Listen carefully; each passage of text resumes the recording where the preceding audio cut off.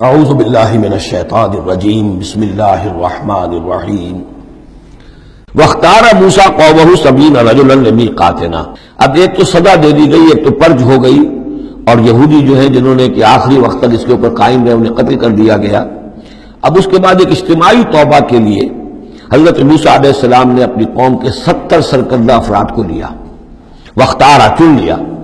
اختار موسیٰ قومہ 70 رجلا لمیقاتنا، اللہ تعالیٰ ہی نے طلب فرمایا ہے، ہمارے وقت مقررہ کے لیے چن لیے موسیٰ نے اپنی قوم میں سے 70 سرکردہ افراد۔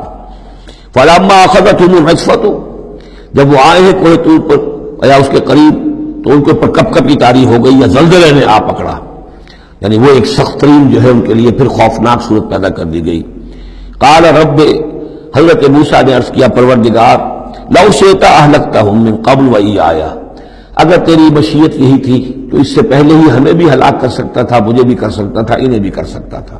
خطا کار تو ہم ہیں، غلطی ہوئی ہے، لیکن بہرحال ہم نے اتنا بڑا کفارہ بھی دے دیا ہے، اپنی قوم کے اتنے لوگوں کو اپنے ہاتھوں ذبح بھی کیا ہے، لیکن یہ کہ اگر ہلاک ہی کرنا تھا جو اس وقت شکل ہو رہی ہے تو پہلے قدم پر بھی تو ہلاک کر سکتا تھا۔ لو شئت اہلکتہم من قبل وإیایا، اگر تو چاہتا تو ہلاک کر دیتا ان سب کو بھی اور مجھے بھی۔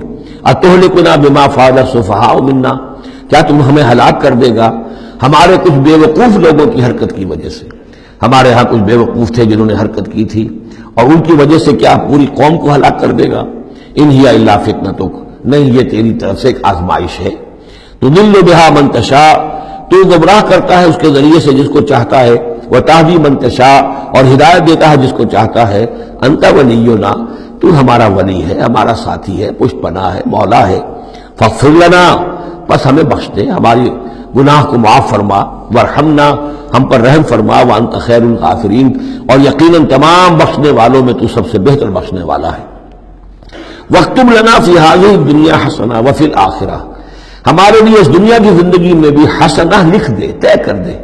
اب دیکھیے یہ دعا کر رہے ہیں حضرت موسیٰ اپنی قوم کے لیے، بنی اسرائیل کے لیے، واکتب لنا فی ہذہ الدنیا حسنۃ وفی الآخرہ، وہی الفاظ، ربنا آتنا فی الدنیا حسنۃ وفی الآخرۃ حسنۃ وقنا عذاب النار۔ تو لکھ دے، طے کر دے کہ ہمارے لیے دنیا میں بھی حسنہ ہو، آخرت میں بھی۔ انا ہدنا الیک، ہم تیری جناب میں توبہ کرتے ہیں، رجوع کرتے ہیں، جو خطا ہو گئی ہے اس کا اعتراف کرتے ہوئے معافی چاہتے ہیں۔ قال عذابی اصیب بہ من اشاء، اللہ نے فرمایا جہاں تک میرے عذاب کا تعلق ہے وہ تو اس میں تو میں مبتلا کروں گا جس کو چاہوں گا۔ ورحمتی وسعت کل شیء، تم رحمت کا سوال کر رہے ہو تو ایک رحمت تو میری وہ ہے جو ہر شے کے شامل حال ہے، ہر شے کا وجود میری رحمت سے ہے، اس کا بقا میری رحمت سے ہے، اس کا تسلسل میری رحمت سے ہے۔ ایک تو رحمت عامہ ہے جو تمام مخلوقات کو شامل ہے، تمام مخلوقات جو ہے اس میں سے حصہ پا رہے ہیں۔ ورحمتی وسعت کل شیء فسأکتبھا، اب یہاں مراد ہے خاص رحمت جس کے لیے تم کہہ رہے ہو، وہ رحمت تو میں لکھ دوں گا ان لوگوں کے لیے۔ اب یہ بہت اہم مقام یہاں آ رہا ہے، وہ اپنی رحمت میں خاص کر دوں گا، لکھ دوں گا، للذین یتقون، جو تقوی کی روش اختیار کریں، ویؤتون الزکاۃ، اور زکوٰۃ دیتے رہیں، والذین ھم بآیاتنا یؤمنون، اور جو لوگ ہماری آیات پر ایمان پختہ رکھیں۔ الذین یتبعون الرسول النبی الامی الذی یجدونہ مکتوبا عندہم فی التوراۃ والانجیل، جو اتباع کریں گے ہمارے امی نبی کی، جس کا کوئی رسول بنا کر بھیجا جائے گا، رسول نبی امی کا اتباع کریں گے، جسے وہ پائیں گے، الذی یجدونہ، جسے پائیں گے لکھا ہوا، مکتوبا عندہم، ان کے پاس، اپنے پاس، فی التوراۃ والانجیل، کہ وہ ان کے پاس اس کی پیشن گوئیاں، اس کے حالات، اس کی علامات تورات اور انجیل دونوں میں ہوں گی۔ تو جو لوگ ان کا اتباع کریں گے، نبی امی محمد الرسول اللہ صلی اللہ علیہ وسلم امیین میں سے اٹھائے گئے، اور آپ واقعتاً اس قوم میں سے تھے جس کے پاس کوئی کتاب نہیں تھی، کوئی شریعت نہیں تھی، ویسے بھی آپ نے دنیاوی اعتبار سے کوئی تعلیم حاصل نہیں کی، دنیاوی معیار کے اعتبار سے لکھنا پڑھنا آپ نہیں جانتے تھے، تو امی تھے۔ تو رسول نبی الامی، جو پیروی کریں گے میرے اس رسول کی جو نبی امی ہوگا، جسے یہ پائیں گے الذی یجدونہ مکتوبا، لکھا ہوا، جس کی علامات اور جس کی پیشن گوئیاں، عندہم فی التوراۃ والانجیل، ان کے پاس تورات اور انجیل دونوں میں، یامرہم بالمعروف، وہ انہیں نیکی کے حکم دے گا، وینہاہم عن المنکر، اور تمام بدیوں سے روکے گا. وَيُحِلُّ لَهُمُ الطَّيِّبَاتِ اور ان کے لیے تمام حلال چیزیں، پاک چیزیں حلال کر دے گا. یعنی جو ہم پڑھ چکے ہیں کچھ چیزیں تھیں کہ جو بنی اسرائیل پر ان کی شرارتوں کی وجہ سے بھی حرام کر دی گئی تھی، یہ تمام بندشیں اٹھا دے گا، تمام پاکیزہ چیزوں کو ان کے لیے حلال کرے گا. وَيُحَرِّمُ عَلَيْهِمُ الْخَبَائِثَ اور جتنی خبیث ناپاک چیزیں ہیں انہیں حرام قرار دے گا. وَيَضَعُ عَنْهُمْ إِصْرَهُمْ وَالْأَغْلَالَ الَّتِي كَانَتْ عَلَيْهِمْ اور ان سے اتار دے گا، دور کر دے گا، انہیں نجات دے گا ان کے بوجھوں سے اور ان کی ان توقوں سے کہ جو ان کے اوپر پڑے ہوئے ہوں گے. یعنی مختلف رسوم اور رواج، ان کے توق جو لوگ باندھ لیتے ہیں اپنے گلوں کے اندر. چاؤ میں کچھ لوگ دولت والے جو ہیں وہ نئی نئی رسمیں ایجاد کرتے ہیں، نئے نئے تہوار ایجاد کرتے ہیں، نئی جو ہیں اور تقریبات کا چرچا ہو جاتا ہے. غریبوں کے لیے بھی ان کو پورا کرنا پڑتا ہے. شادی بیاہ کی یہ تقریبات ہیں. اب ان کے پاس حرام کی دولت کے انبار جمع ہیں، ان کے لیے تو اپنی دولت مندی کے اظہار کا موقع ہے. کیسے پتہ چلے گا ہم دولت مند ہیں؟ اسی طریقے سے جیسے کہ ہندوؤں کے ہاں بنیے کی دولت کیا لگتی تھی مکان پر یا بیاہ شادی پر، باقی کھانا پینا ان کے ہاں نہیں تھا، نہ اچھا پہننا، نہ اچھا کھانا، نہ اچھا پینا. لیکن مکان بنائیں گے تو عالیشان، اور دوسرے یہ کہ شادی کریں گے تو پھر ٹھاٹ کے ساتھ.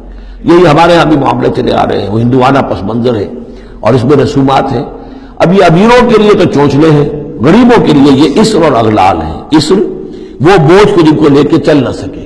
نتیجہ کیا نکلتا ہے؟ بچیاں بیٹھی ہوئی ہیں، ہاتھ پیلے نہیں ہو سکتے، شادی نہیں ہو سکتی، نہ نومن تیل ہو، نہ رادہ ناچے، نہ سارے تقاضے پورے ہوں، نہ شادی ہو سکے. تو یہ جو اسر اور اغلال لوگوں نے، پھر یہ کہ جو سوشل ایولیوشن کہہ لیجئے یا جو بھی اس کے اندر تنزل ہوا ہے، جس کے نتیجے میں لوگوں کے اوپر طرح طرح کی قیدیں آ گئی ہیں.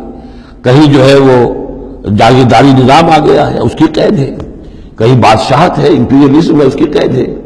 کہیں سرمایہ دار نظام ہے، اس کا تشدد ہے. تو محمد جب آئیں گے، یہ اللہ تعالیٰ فرما رہے ہیں، ان تمام قیدوں سے نجات دلائیں گے، ان تمام بوجھوں سے نوع انسانی کو نجات دیں گے، عدل اور قسط کا نظام قائم کریں گے. وہ چاہے رسومات کی شکل میں ہو اور چاہے یہ کہ ایک نظام ظالمانہ ایکسپلائٹیٹو اگر نظام ہے، ریپریسو نظام ہے، تو اس کو ہٹا کر فالذین آمنوا بہ. اب یہ جو الفاظ آ رہے ہیں اس آیت مبارکہ کے، یہ بہت اہم ہے. اس پر میرا ایک پورا کتابچہ موجود ہے کہ جس کا عنوان ہے نبی اکرم صلی اللہ علیہ وسلم سے ہمارے تعلق کی بنیادیں. فالذین آمنوا بہ گنتی کر لیجئے. تو جو لوگ ان پر ایمان لائیں گے، پہلی شرط ہے ایمان. وعزروہ اور ان کا ادب کریں گے، ونصروہ اور اس کی مدد کریں گے، واتبعوا النور الذی انزل معہ اور اس نور کی پیروی کریں گے جو ان کے ساتھ نازل کیا جائے گا. اولئک ھم المفلحون یہی لوگ ہوں گے فلاح پانے والے. اللہم ربنا اجعلنا منہم. اب یہاں تھوڑی سی وضاحت کر لیجئے. فالذین آمنوا بہ وہ لوگ جو اس پر ایمان لائیں گے. ایمان کے دو تقاضے سمجھ لیجئے. ایک تقاضا اطاعت، لا یؤمن احدکم حتی یکون ہواہ طبعا لما جئت بہ. تم میں سے کسی شخص کا مجھ پر ایمان نہیں ہے جب تک کہ اس کی خواہش سے نفس تابع نہ ہو جائے اس کے جو میں لے کر آیا ہوں، جو احکام میں لے کر آیا ہوں.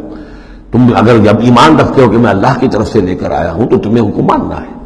لا یؤمن احدکم حتی یکون ہواہ طبعا لما جئت بہ. دوسرا تقاضا لا یؤمن احدکم حتی اکون احب الیہ من والدہ وولدہ والناس اجمعین. تم میں سے کوئی شخص مومن نہیں ہو سکتا جب تک کہ میں اسے محبوب تر نہ ہو جاؤں، اپنے باپ سے بھی، بیٹے سے بھی، تمام انسانوں سے. تو ایک غائب درجے میں اتباع و اطاعت اور دوسرے غائب درجے میں محبت محمد رسول اللہ صلی اللہ علیہ وسلم کی. یہ ایمان کے تقاضے ہیں. اب اس کا نتیجہ خود بخود نکلے گا. پھر آپ کی تعظیم ہوگی، عظمت ہوگی، آپ کا نام جہاں سنیں گے، درود آپ پڑھیں گے. یہ ساری چیزیں جو ہیں، اور یہ کہ جہاں آپ کا کوئی قول آپ کو سنایا جائے فوراً زبان بند ہو جانی چاہیے. پھر یہ نہیں کہ اپنی عقل جو ہے آدمی لڑا رہا ہے. ہاں اس کی تحقیق ہو سکتی ہے کہ واقعتاً یہ حضور نے فرمایا یا نہیں فرمایا، یہ حدیث ضعیف ہے، مضبوط ہے، کیسی ہے، لیکن اس وقت خاموش ہونا ضروری ہے. جب کسی نے کہا یہ حدیث ہے، ہو سکتا ہے کہ حدیث صحیح ہو اور حضور کی طرف اس کی نسبت جو ہے وہ صحیح ہو، مضبوط ہو، لہذا فوری طور پر اپنی زبان بند کر دینا یہ ادب کا تقاضا ہے. تو وہاں ضرور ہو وہ نہ ضرور ہو اور مدد کرے. مدد کس کام میں؟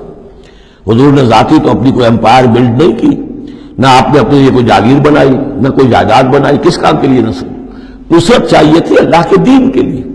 اس کے غلبے کی جدوجہد ہو. اس کے لیے بھیجے گئے محمد صلی اللہ علیہ وسلم. هو الذی ارسل رسولہ بالہدی ودین الحق لیظہرہ علی الدین کلہ.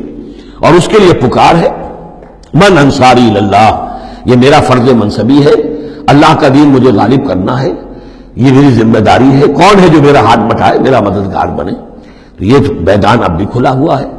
دین پہلے غالب ہوا تھا، پھر مغلوب ہو گیا، اور اب تو مغلوب ہے. پوری دنیا میں کہیں بھی ہم ایک انچ زمین نہیں دکھا سکتے جہاں کہہ سکے دنیا سے، نوع انسانی سے کہ اور دیکھو یہاں یہ اصل دین موجود ہے بتمام و کمال.